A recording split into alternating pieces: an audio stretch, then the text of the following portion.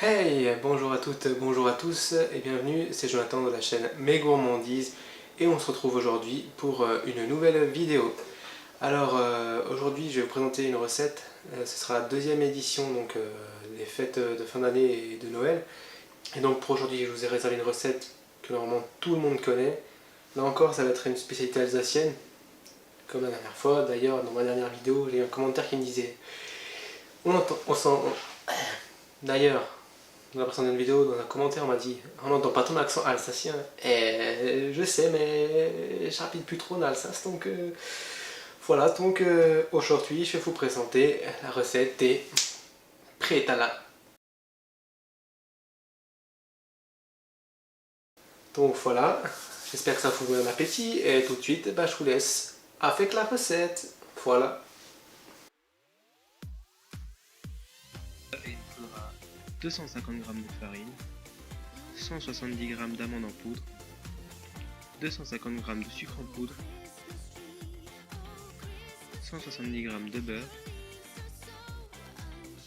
2 œufs et du sel. On va commencer par verser la farine, puis les amandes en poudre, le sucre et le pincé de sel. Commencez à touiller ces ingrédients. Ajoutez le beurre ramolli,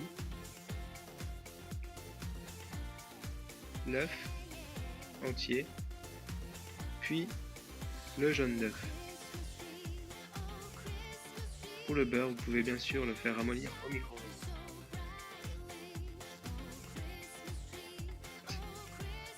Jusqu'à ce que tous les ingrédients soient bien homogénéisés. Couvrir, puis laisser reposer au frais pendant 1 heure. Une fois votre pâte reposée, farinez votre plan de travail. Étalez votre pâte à l'aide d'un rouleau à pâtisserie jusqu'à l'épaisseur désirée. Utilisez un emporte-pièce en forme d'étoile.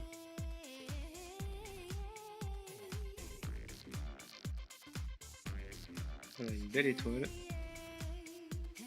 Pour la dorure, j'ai pris 2 jaunes d'œufs et un petit peu de lait. Vous allez venir dorer toutes vos étoiles à l'aide d'un pinceau. Puis, je prends des vermicelles de chocolat pour venir couvrir mes étoiles. Et je vais mettre ça au four à 180 degrés pendant 15 minutes. Pour les sapins, je vais avoir besoin d'un œuf, 60 g de sucre, un sachet de sucre vanillé, du sel, 250 g de farine, 125 g de beurre. Je commence par travailler l'œuf entier avec le sucre vanillé et une pincée de sel. Avec mon fouet, je vais battre tous ces ingrédients. Ensuite, vous rajoutez la farine d'un seul coup. Vous allez pétrir du bout des doigts jusqu'à obtenir une fine poudre comme ceci. Rajoutez votre beurre ramolli, mélangez jusqu'à l'homogénéisation de tous vos ingrédients, voilà, comme ceci. Et une fois ceci fait, couvrez d'un film alimentaire et 1 heure au frais. Comme pour la première recette, vous farinez votre plan de travail avec un rouleau de pâtisserie, vous étalez votre pâte, puis là un emporte-pièce en forme de sapin. Vous allez utiliser toute votre pâte dans un joli sapin comme celui-là. Posez sur une plaque. Maintenant préparez votre glaçage. Sans rien de plus simple, il faudra prendre le jus d'un citron. Rajoutez 200 g de sucre glace.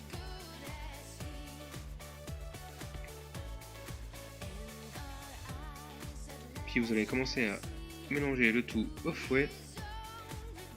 Puis si vous en avez chez vous, prenez du colorant en poudre et dosez jusqu'à obtenir le vert que vous désirez. Plus vous rajouterez de poudre, plus votre verre sera foncé. Donc c'est à vous de voir la quantité que vous allez mettre. Après avoir fait cuire vos sapins à 210 degrés pendant 15 minutes, laissez-les refroidir, puis vous allez couvrir avec votre glaçage vert. Ensuite, pour la décoration, j'ai utilisé des perles multicolores que je pose comme si c'était des boules de Noël.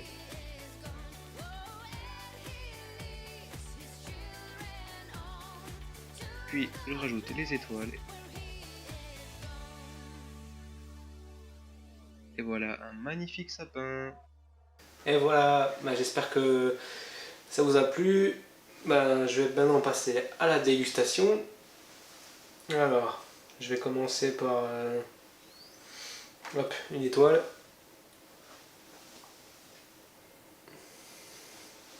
Regardez, on va prendre une deuxième. Comme ça, j'ai la tête dans les étoiles. Petite blague du jour.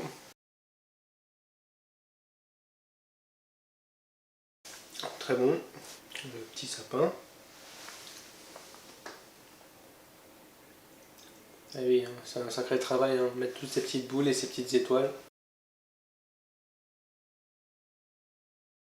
Pareil, rien à redire, c'est super bon aussi.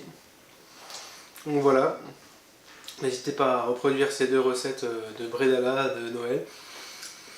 Et donc si vous reproduisez ces recettes, surtout si vous amusez à refaire mes sapins, n'hésitez pas vraiment à partager sur les réseaux sociaux, on serait ravi de voir ça. Donc avec le hashtag MGD, sapin, les bredala, ça se mange tous les jours, n'importe quand. C'est un régal, oui. La période de Noël, c'est le mois. Enfin, le mois. C'est surtout la période, enfin Noël, Nouvel An. C'est le moment où on vous excuse tous les kilos que vous prenez en trop. Si, je vous jure. Parce que de toute façon, le 24, 25 et le 31, vous mangez. Vous prenez 2-3 kilos. Et le 1er janvier, vous dites, c'est décidé, cette année, je fais un régime. Non, je rigole. Alors, évidemment, comme ma chaîne le dit, je suis un gourmand, donc moi, je vais me régaler de bredala.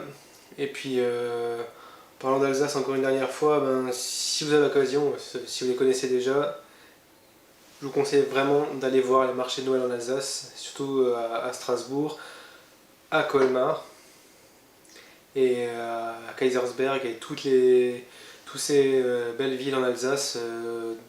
C'est vraiment magnifique. Pour moi, c'est en France, c'est la région où les marchés de Noël, où Noël c'est le top. Et je suis un peu chauvin, hein, forcément, hein, l'Alsace c'est dans mon cœur, je serai toujours alsacien, peu importe où j'habiterai, je serai toujours un Alsace. Donc voilà, mais si vous avez l'occasion, vraiment allez voir les marchés de Noël en Alsace. C'est chaleureux, c'est convivial, le vin chaud, les bredala, le pain d'épices, tout ce qui va avec. Donc voilà. Donc c'est ainsi que cette vidéo s'achève. Donc moi je vous dis rendez-vous la semaine prochaine sur la même chaîne à la même heure. Allez, salut!